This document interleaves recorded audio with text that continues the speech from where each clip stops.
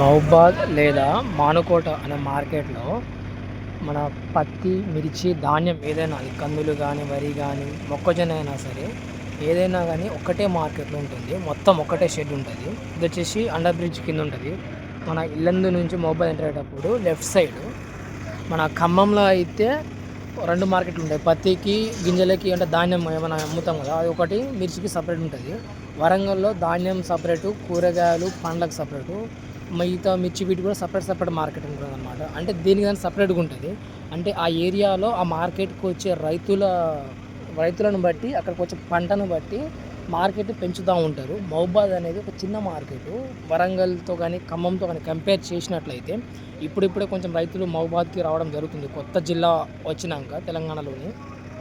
కాబట్టి దీనికైతే ప్రెజెంట్ ఒకటే మార్కెట్ ఉంది. ఫ్యూచర్‌లో అన్నీ అంటే ఎక్కువ మంది రైతులు ఇక్కడికి వచ్చినట్లయితే దీనికి కూడా సపరేట్ మార్కెట్ చేసే అవకాశం అయితే ఖచ్చితంగా ఉన్నది. అంటే మిర్చికి, ధాన్యంకి సపరేటు.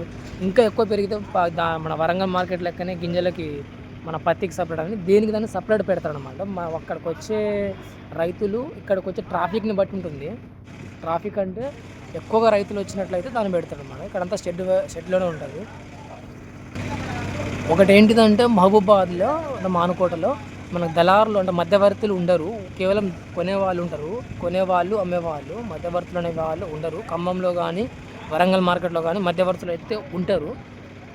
ప్రెజెంట్ అయితే కొన్ని చోట్ల కొన్ని మార్కెట్‌లో అసలే లేరు. మహబూబాద్‌లో అయితే ప్రెజెంట్ లేరు మరి. ఫ్యూచర్‌లో కూడా రావచ్చేమో చెప్పలేము అది మనం.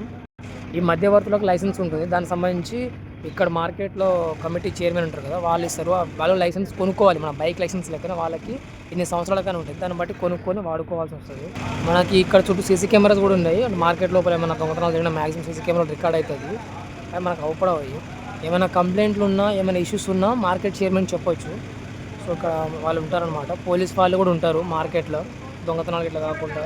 కాకపోతే ఇక్కడ కాపలాదారులు ఉండరు. మనం ఖమ్మం మార్కెట్‌లో మనకి మధ్యవర్తులు ఉంటారు కాబట్టి వాళ్ళు కాపలా పెట్టి బస్తాకి రూ. 2, రూ. 5 వసూలు చేస్తారు. ఒక నైట్‌కి కాపలా అంటే మనం ముందు ఇలా సాయంత్రం పంపించినాం అనుకోండి, రేపు పొద్దున్న అమ్ముతాం కదా! ఇయాల నుంచి రేపు పొద్దున్న కాపలా ఉన్నందుకు వాళ్ళ బస్తాలు ఏమైనా వాళ్ళే బాధ్యత. కానీ మహబూబాద్‌లో అయితే కాపలా వ్యక్తులు కూడా ఉండరు. ఎవరి పంటకు వాళ్ళే కాపలా కాయాల్సి వస్తది. నైట్ వస్తే మనం కూడా పంటతో పాటు నైటే రావాలి. ఈ మహబూబాద్ మార్కెట్‌లో సీజన్ బట్టి ఎక్కువగా ఉంటది. మిర్చి సీజన్‌లో మిర్చి బాగా వస్తది. మొక్కజొన్న, వరి లాంటివి వచ్చినప్పుడు అవి బాగా వస్తాయి. పత్తి సీజన్‌లో పత్తి తప్ప మిగతా సీజన్‌లో పత్తి అంతలా రాదు. ఏప్రిల్ 15 నాటికైతే పత్తి మన ప్రజెంట్ మహబూబాద్ మార్కెట్‌లో మొత్తం కలిపితే ఒక 50 బస్తాలు కూడా దాటినట్టుగా తెలియదు. అదొకటిను, మాదొకటి ఇక్కడ ఇంకొక రైతు తీసుకొస్తున్నాడు. అంటే ఒక 50 కూడా దాటలేదన్నమాట పత్తి.